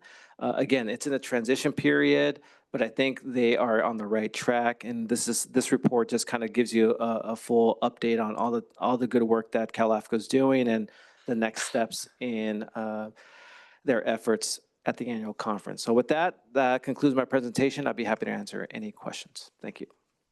Any questions of Mrs. Serrano? Okay. I'd like to open this for public comment. Chair, there's no request online or in person. Okay, bring this back to the commission for any further discussion. I just have one question. On page 319, the proposed amendments to the CalAFCO. The first one, which is regional officers voting members, I understand that to broaden the perspective that presents to the board. So they're currently not allowed to vote. Correct. So one of the concerns that the member LAFCOs have stated over the past year is the lack of input from the membership. And one way to alleviate that concern is to allow the regional officers to have a direct seat at the table. So the intent is not to replace the elected officials to be on the CalAFCO board, but to add more value and expertise, because you can see the executive officers, we have longevity. We're here, I've been here for over 17 years. So I have that historical knowledge. And what we've been seeing lately, the CalAFCO board directors, some of them are still newbies. And so it would be great to balance that with some expertise. So that's why the CalAFCO board unanimously approved including regional officers on the board. For any bylaw changes, that does require a vote by the member LAFCOs, and that vote's going to occur at the October annual conference, which again is the reason why we need a voting delegate to vote on behalf of Santa Cruz LAFCO. So, but yes, that's the intent, is to add more value to the board by having those regional officers at the table. Thank you. Yeah, Justin. Yeah, I just want to thank you all for the presentation, and in the sake of time, I'm going to move that we designate Roger Anderson as the voting delegate and Eduardo Montesino as the alternate for the upcoming election. Approve the nomination of Roger Anderson for the public member seat on the Cal LAFCO Board of Directors, and approve the proposed nomination for the outstanding Cal LAFCO Volunteer Award and the outstanding LAFCO Professional Award as has been stated by staff. And I'll second that. I just a couple of comments on this. One is that I think Cal LAFCO should decide how they want to do the voting on the bylaw amendments. Probably be a good idea to split it up in some sensible way.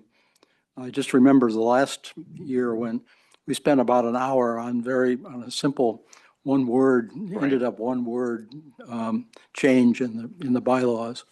So I would like to get that straightened out. The other question is whether how should the EOs be selected? Should there be a vote among the LAFCOs in their respective district or not? And I don't see that yet, so I'd like to suggest that happen. And thirdly, I'm curious whether all of the individual LAFCOs are fully aware of what these bylaw changes are. So to your last point, yes, these last, ever since the beginning of this year, we have been coordinating, the regional officers in Cal LAFCO, we've been working very closely with all the member LAFCOs in the state, or all LAFCOs in the state, because there was a disconnect on transparency by Cal LAFCO and the lack of awareness of the member LAFCOs of what's going on. So yes, this is something where the bylaws changes were approved by the Cal LAFCO board.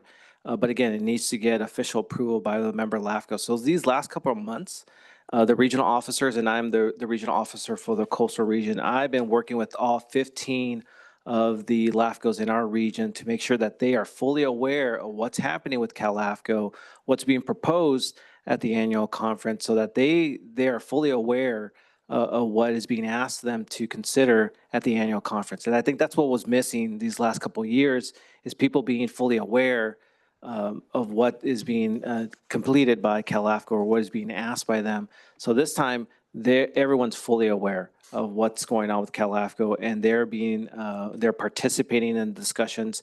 And so I don't think we're going to have that issue of people not knowing what's being proposed. And I think that's because the Cal LAFCO has been doing its due diligence to make sure that we are communicating this information to everyone. And the last question I have is, or maybe comment is, has there been a discussion about whether or not the 8 LAFCOs, which are no longer members of the organization, are going to be able to participate in this election? Good question. So as the commission may know, it's been a very tough year for Cal LAFCO, so much so that 8 LAFCOs have left the organization. They decided not to renew their membership for fiscal year 25-26. Since their departure, again, Cal LAFCO and the regional officers have been working very closely with them to bring them back. I can't speak on behalf of all the 8 that have left, but the ones that I have spoken with, they like what they're seeing, and they're hoping to come back sooner rather than later. Time will tell, but I think if the member LAFCOs were to approve this bylaw change, which I believe they will, that's going to be a turning point for those LAFCOs that have left. To answer your question, you must be a member LAFCO to vote on this item. So those 8 that have left do not have the luxury to chime in and to vote on this item. But we're keeping them aware of what's going on. And so they know that this is being proposed to Cal LAFCO and the member LAFCOs at the annual conference, and hopefully it gets approved. That will be enough for them to be to consider coming back. How many of the EOs from those LAFCOs are going to show up, do you think? That's a good question. It's going to be in San Diego, and 4 out of the 6 southern regions LAFCOs were the ones that left. So 4 out of the 8, so half of them we're going to be in their neck of the woods. So we're hoping that that would entice them to attend the conference. I know that we have over 200 people registered for the conference. I don't know if if that includes those 8 that have left. Well, isn't one of the LAFCOs that is leaving hosting the event too? The San Diego LAFCO was one of the LAFCOs that left the organization, but they are not hosting. So Cal LAFCO is hosting, and all the other LAFCOs have been pitching in on making sure this is a successful conference. All right, thanks. All right, I'd like to call the question on this one. All in favor? Aye. Aye. Aye. Did we have a second? Yeah, I think they're, We had a motion from Commissioner Cummings and a second by Commissioner Clark, and I heard unanimous approval of the recommendation that's good. and the action. Thank you very much. We are taking a lot of time today, but I think the discussion is good. And congratulations, Paco, on your Special nomination. District Risk Management Authority election process. Yes, so this, just quickly, we were informed by SDRMA, who provides worker comp and insurance coverage to local agencies. We are a member of SDRMA. We were informed that they have openings on their board of directors. There are 4 seats that are available, and there are 5 candidates. So staff just identified those candidates for commission's consideration. I will note that one of them is from the coastal region, and you heard her earlier today, which is the commissioner from San Mateo LAFCO, Ms. Virginia Corrali.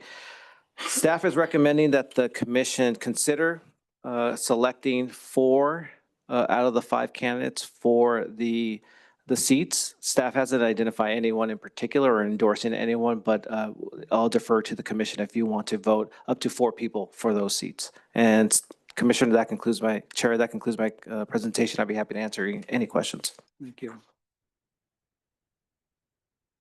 How often do they meet and where do they meet? That's a good question. My understanding is that they meet at their home location in Sacramento. I don't know how many times they meet per year. Thank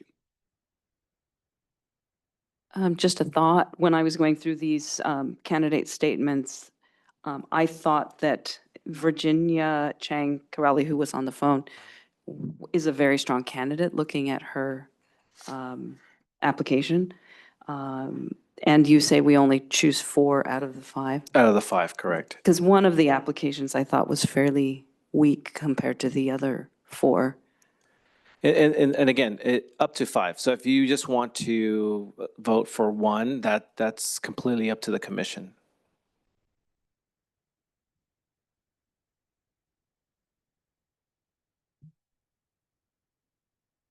Now, how many districts are actually voting for this? That's a good question. I don't know the number of memberships for SDRMA. I don't even want to guess. I know there's a lot, but Thousands of them. I would think so, yes. Because we're talking about a variety of public agencies. And a number of LAFCOs are members. So can I get a motion?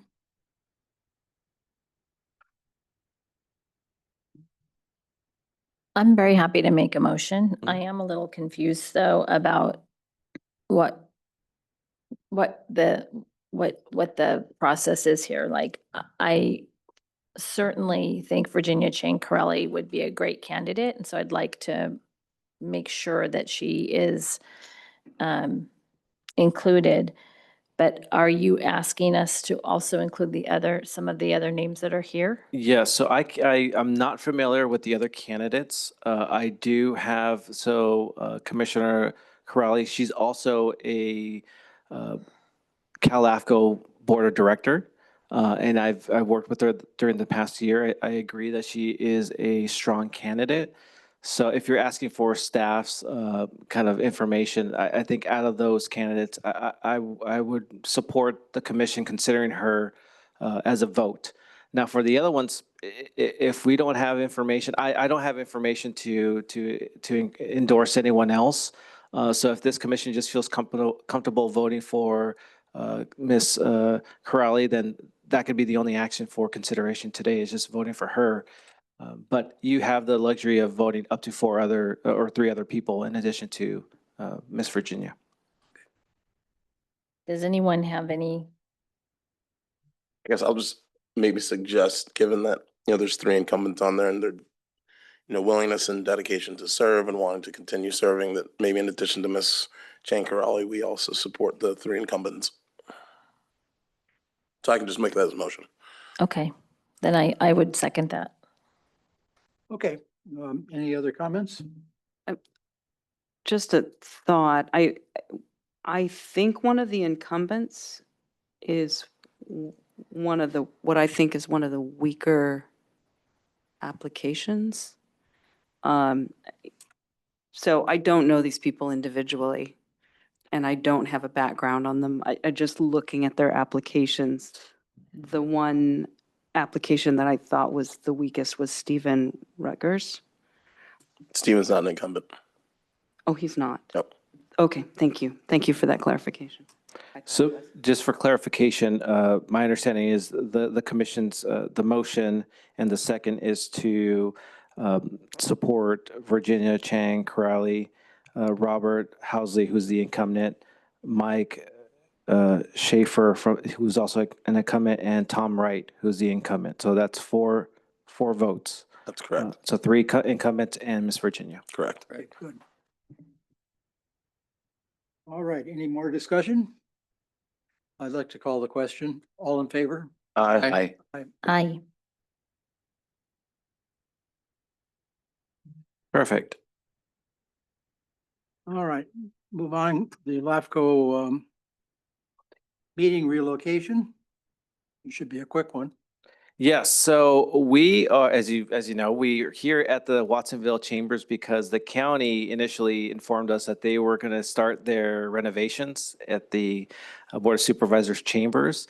That has been delayed. It's our understanding that they're going to begin that renovation later in the year, I believe in October, November, and possibly December.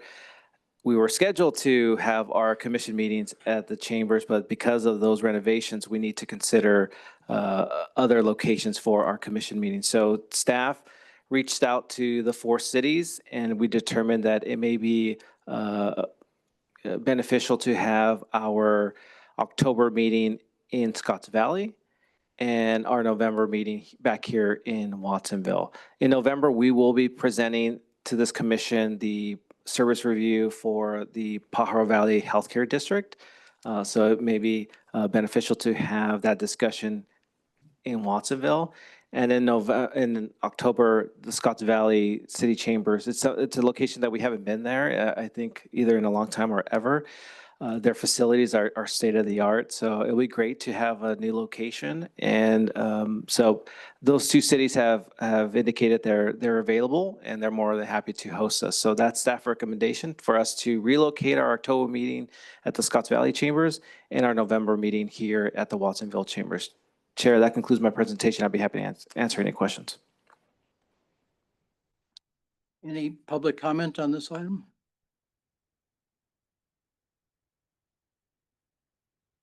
Thank you, Becky Steinbruner. I've also been watching the inactivity at the 701 Ocean Street Board of Chambers.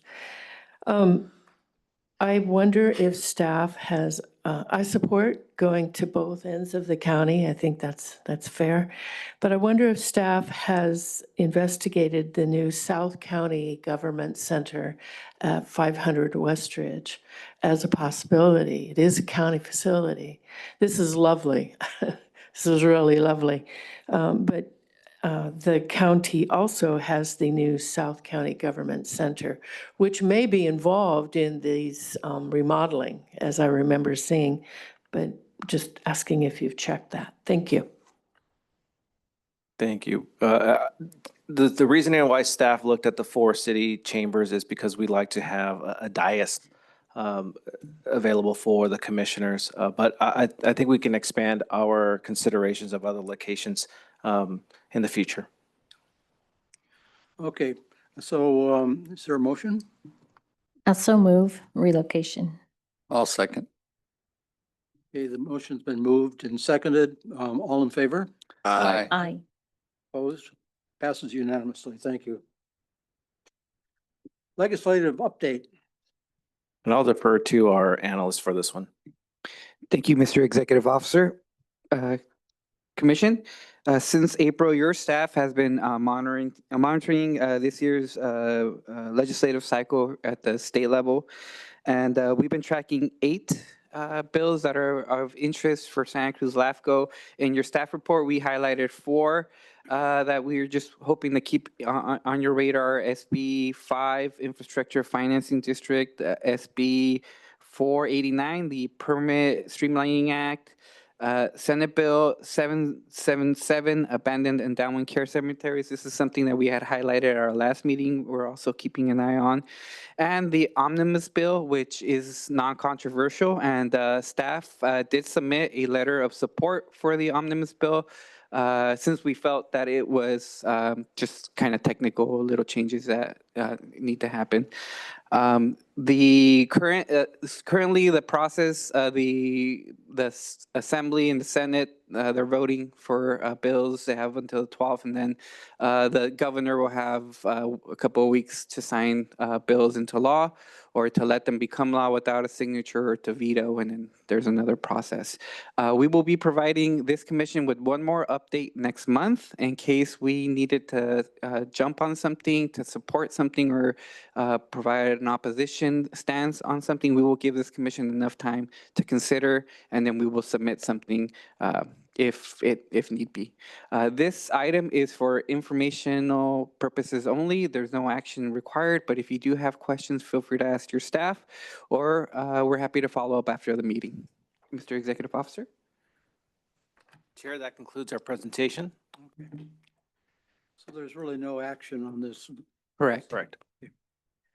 unless there are comments from the commission? I have a question. Page 420, SB 858. Just wanted to get a brief summary of the crux of that bill. Yeah, so Senate Bill 858 is the omnibus bill, and that's something where it addresses non-controversial, non-substantial minor edits to any principal act. So Cal LAFCO typically uses this bill to do any cleanup work to CKH.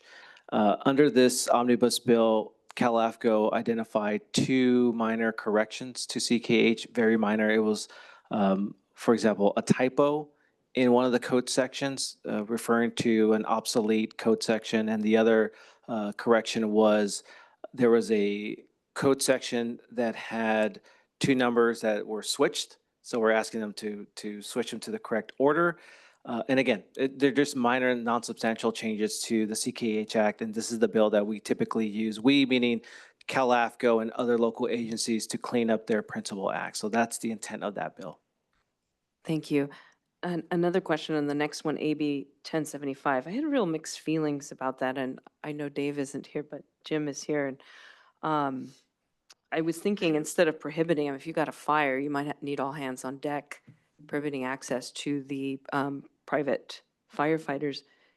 Would you instead, I don't know what our position is on this, but it seems like a potentially dangerous Yeah, direction. that's a new bill that we start to track, and we're currently monitoring. We don't have enough information to suggest an official position for this commission.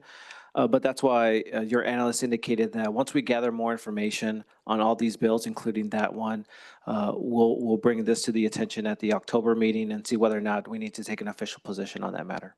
Thank you. Other questions? Just a couple. Has there been any action, any amendments to the bills since the watch letters from the Cal LAFCO have been granted? Good question, and no. So Cal LAFCO's current position on these bills that we identified have remained the same. So there's no changes as of yet. And how serious do you think the suspicions are about these bills? Well, the Cal-LAFCO Executive Committee is going to be meeting next week, so I will have more information then to Okay, see whether or not they're going to change their position or if there's anything, latest information that we'll be aware of. We'll be informed next week. Thank you. Again, this is just the information item. Correct. The comprehensive quarterly report. I'll handle that one as well, Chair. Thank you. I know we haven't met in a minute, but when the fiscal year ended on June 30th, Santa Cruz LAFCO did have 6 active applications on file that we were working on. Today, you approved your 3rd municipal service review, so we have 2 more left. In October, will be an MSR for 10 sanitation districts that we've been working on for quite a minute, so we're really excited to be finally able to present that to you. And as the executive officer mentioned, in November, we're doing the first ever for the PV Healthcare District, and that one's going to be really important. We're also managing 7 other projects. We were managing 7 other projects at the time, which included the Felton Fire Governance Options Report. We've been working on the CSA 48 reorganization effort, and we had provided Monterey LAFCO with 35 hours of administrative clerk work for that quarter. LAFCO ended the fiscal year, and we incurred 66% of all estimated costs, and we ended with a surplus, which is great. And between the months of April and June of 2025, your staff attended or participated in 38 meetings, which included the annual staff conference in beautiful Temecula. So as the executive officer has mentioned, we've been busy. And just one note, the executive officer has been doing a lot of work with Cal-LAFCO. So something to commend him for helping out the organization. And that concludes my report. If you have questions, feel free to ask. This is for informational purposes only. Thank you. Any questions? I have a question on page 424. Number 4, I was curious where those 175 parcels are located. Can you give me a little bit more context on? The San Andreas Mutual Water Company Extraterritorial Service Agreement. Oh, yes. So that is Soco Creek Water. It's to the, let me see, I don't have a map in front of me, but it is to like the south end of Soco Creek Water. It's a mutual water company, and they are looking for an emergency intertie, which Soco Creek Water has with other locations and other mutual water companies within their area. As you know, state law requires that if an agency were to provide services outside their jurisdiction, it needs to get LAFCO approval. This ESA would allow them to provide services without officially annexing the mutual water company. So this this emergency intertie would be a component of this proposed ESA. My understanding is the water district and that mutual water company are working on some type of MOU. And once that MOU is completed, then we'll present this ESA for commission consideration. Thank you. And just a little more clarification on this so I understand are these parcels that are to be built, they're not yet built? It's my understanding that it's already developed. Already developed. There's existing residential homes there, correct? Okay, great. The other ones had addresses, that's why I was curious. And currently they're like in a well area, they're not in Santa Cruz City Water District? Correct. So this mutual water company has 1 or 2 active wells. Thank you. But in the event that they are contaminated or run dry, they want to have that emergency intertie in place. Great. Thank you so much. Yeah, I'll open this to public comment. My name is Becky Steinbrunner. You bring up the issue of the San Andreas Mutual Water emergency intertie. I go to many water district meetings and to the Santa Cruz County Water Advisory Commission meetings, so I know this issue a little bit. And I also am a customer of a small water company that has an emergency intertie with SoCal Creek Water District. So this is an emergency intertie, and my area where I live, it is only used if there is a problem, to provide, ensure adequate fire protection storage. And in the case of San Andreas Water Mutual, they have, they may be looking at some issues of having to do treatment for hexavalent chromium, and I don't know if they have 1, 2, 3 TCP issues too, but it's the hexavalent chromium issues. And Soquel Creek Water District is already there, and in fact extending their service to the Renaissance High School for service there.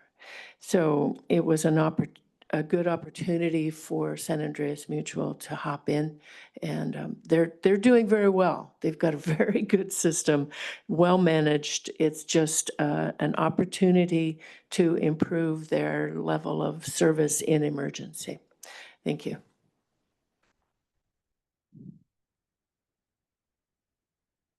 All right. Any questions for staff?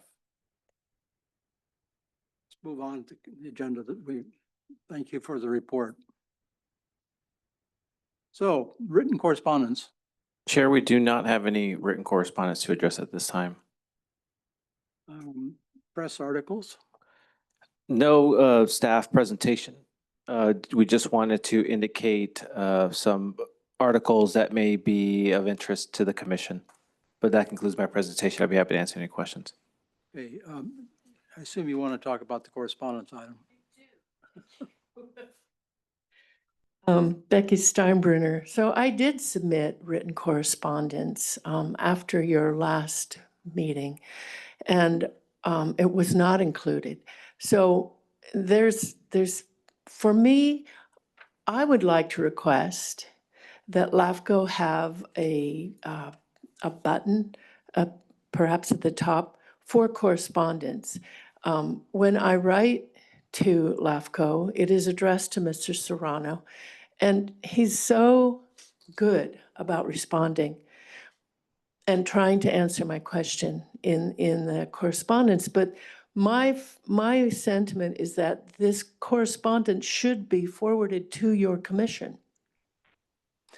And the two pieces of correspondence that I did send, both related to the Felton Fire District report.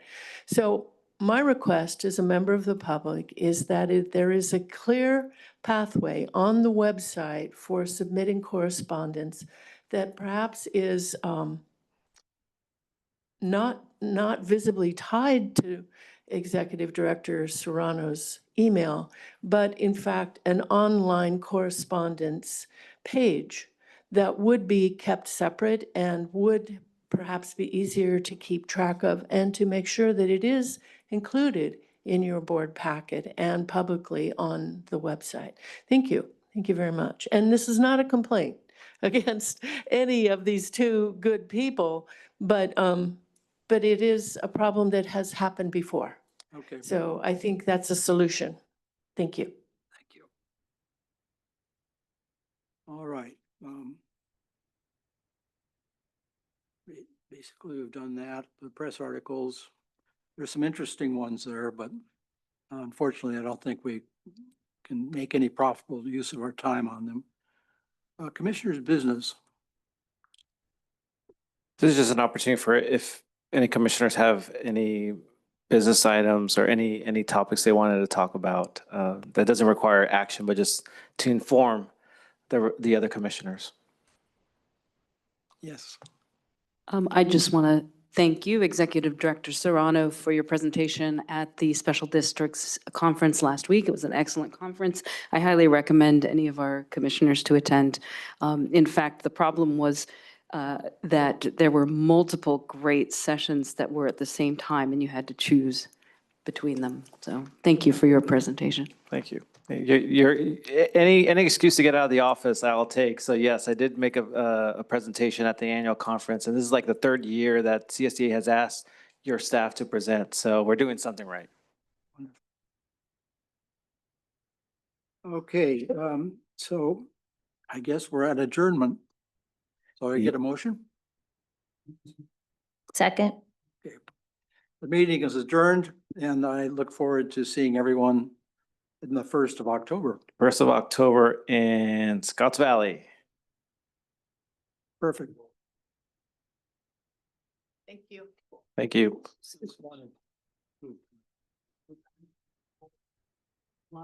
Thank you.